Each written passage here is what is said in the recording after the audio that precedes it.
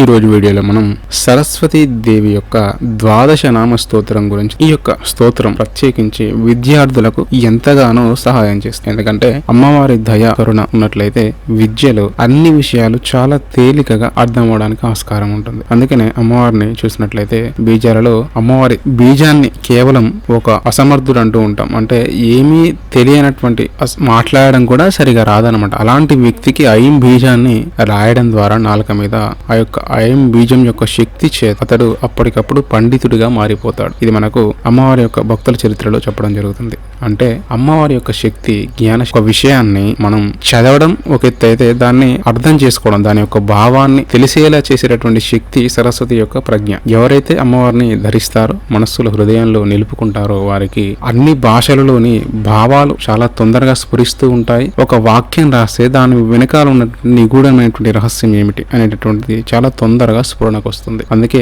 సరస్వతీ దేవి యొక్క అనుగ్రహం పొందిన వారికి ఎప్పటికీ దేనికి లోటు ఉండదని మనకు చెప్పడం జరుగుతుంది. దాంట్లో ఈరోజు మనం చక్కగా సరస్వతీ దేవి యొక్క ద్వాదశ నామ స్తోత్రాన్ని తెలుసుకుందాం అర్ధసహితంగా. సరస్వతి త్వయం దృష్ట్యా వీణా పుస్తకధారిణి అంశవాహ సమాయుక్త విద్యాదానకరీ మమ.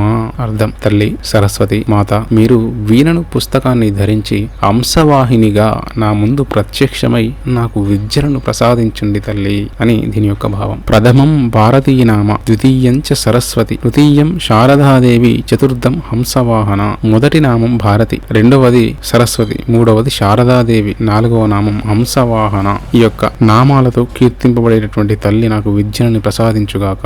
పంచమం జగతిఖ్యాతం, షష్టం వాగీశ్వరీ తద కౌమారి, సప్తమం ప్రోక్త, అష్టమం బ్రహ్మచారిణి. ఐదవ నామమైనటువంటి జగతి, ఈ జగత్తులో ఉండేటటువంటి శక్తి. ఆరవ నామం అయినటువంటిది వాగీశ్వరి, వాక్ శక్తి. ఏడవ నామం అయినటువంటిది కౌమారి, కౌమారి శక్తిగా చెప్పబడుతూ ఉంటుంది. ఎనిమిదవ నామం బ్రహ్మచారిణి. ఈ యొక్క బ్రహ్మచారిణి ద్వారా మన యొక్క తేజస్సుని రక్షించడం, పురుషులకు గాని స్త్రీలకు గాని బ్రహ్మచర్యం చేత వచ్చినటువంటి తేజస్సు ఏదైతే ఉంటుందో ఆ యొక్క శక్తికి అధీశ్వరిగా అమ్మవారిని చెప్పడం జరుగుతుంది అనమాట. నవమం బుద్ధిధాత్రీచ, దశమం వరదాయిని, ఏకాదశం క్షుద్రగంట, ద్వాదశం భువనేశ్వరి. తొమ్మిదవ నామైనటువంటి బుద్ధిదాత్రి, బుద్ధిని ప్రచోదనం చేసేటటువంటి అధిష్టాన దేవతగా చెప్పడం జరుగుతూ ఉంటుంది. పదవ నామం వరదాయిని. ఏ తల్లి యొక్క అనుగ్రహం మనకు పరిపూర్ణంగా ఉంటే మనం ధర్మబద్ధమైనటువంటి ఎలాంటి వరాన్నైనా పొందగలిగేటటువంటి శక్తి మనకు అలవడుతుందో ఆ యొక్క శక్తికి అధీశ్వరి. 11వ నామం క్షుద్రగంట. మనం ఈ యొక్క నామాన్ని పరిశీలించినట్లయితే క్షుద్రశత్రువుని దుర్మాలేటటువంటి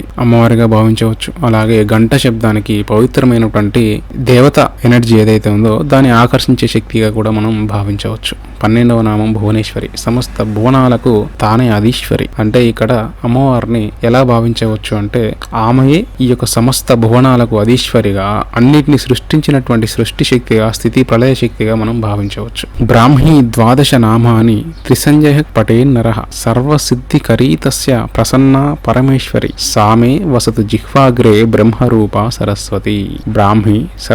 బ్రాహ్మి సర్వరూపిణి అయినటువంటి సరస్వతీదేవి యొక్క 12 నామాలను ఏ మానవుడు 3 సంధ్యలలో ఉదయం, మధ్యాహ్నం, సాయంత్రం పఠిస్తాడో అతనికి సర్వసిద్ధులు లభిస్తాయి. ఆ పరమేశ్వరి అతని యొక్క ప్రార్థనను మందించి ప్రసన్నమవుతుంది. ఆ యొక్క బ్రహ్మస్వరూపిణి అయినటువంటి సృష్టి శక్తి ఏదైతే ఉందో, బ్రహ్మకు సృష్టి చేయడానికి సహాయం చేసినటువంటి ఏ శక్తి అయితే సరస్వతిగా మనకు కొలువయ్యిందో ఆ యొక్క తల్లి మన నాలుకపై నివసించి మనకు సర్వసిద్ధులని ప్రసాదిస్తుంది అని దీని యొక్క భావం. కావున ఈ యొక్క నామాన్ని త్రిసంజలయందు ఎవరైతే భక్తి శ్రద్ధలతో పఠిస్తారో కనీసం 11 సార్లకు తగ్గకుండా మినిమం 11 సార్లు కనుక మీరు పారాయణ చేసిన ప్రతిసారి మీకు వీలుని బట్టి ఉదయం కానీ, సాయం సంధ్యలో కానీ, మధ్యాహ్న సంధ్యలో కానీ మీరు పారాయణ చేయగలిగినట్లయితే అమ్మవారి అనుగ్రహం మీకు చాలా శీఘ్రంగా కలగడానికి ఆస్కారం ఉంటుంది. మరొక వీడియోలో మనం మరొక శ్లోకాన్ని తెలుసుకునే ప్రయత్నం చేద్దాం.